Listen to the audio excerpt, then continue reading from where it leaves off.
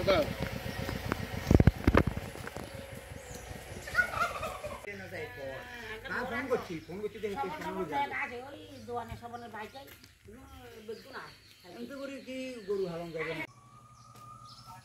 নাম্বারে মোবাইলটা পাথরে করে ধরে একটা ভিডিও করে একটু তাড়াতাড়ি পাঠান।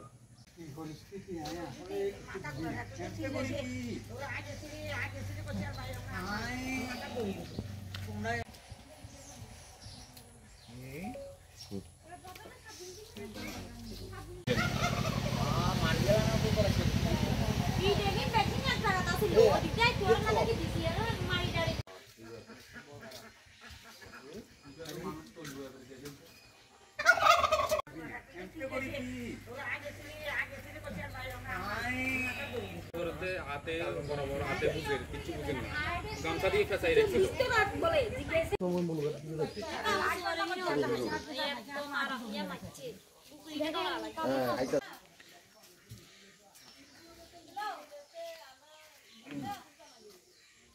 কি হয়েছে ঘটনা কালকে রাত্রে?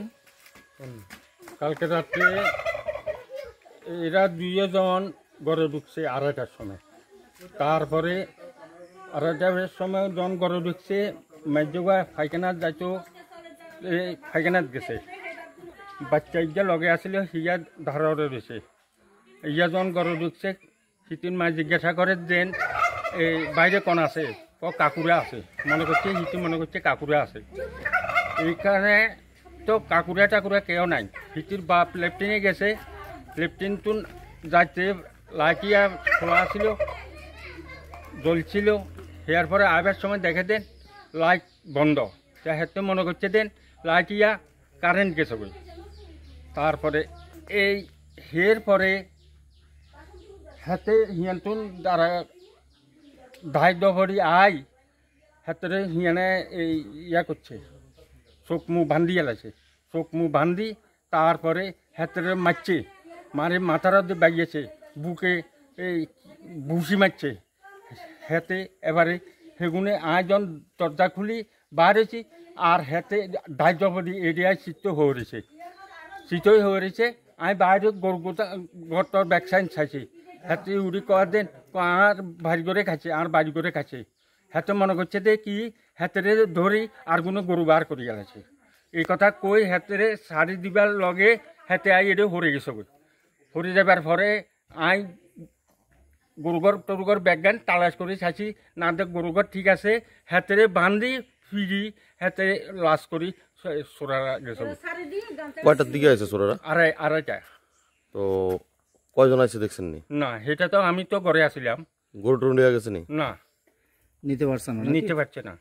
এখন তাই না কো এই এখন উদয়পুর। যে যারা মারছে এর নাম কি? যুবরাজ দাস। এটা কোন জায়গা? এটা ইন্দিরানগর 1 নম্বর দাসপাড়া। কয়টার দিকে ঘটনা রাত্রে? 2:30টা। আপনার নাম? আমার নাম ভবতোষ দাস। তোমরা কি চান এখন? এখন আমরা সুযোগ সুবিধা কি করে নন তারে হোলারে লইয়া টানাটানি, বুঝছেন? এখানেই তো পাশে বিএসএফ ক্যাম্প আছে, বিএসএফ থাকে। তোমরা তো পারে তো সীমান্তের সঙ্গে, তো তারা কইতে পারে না আইছে না?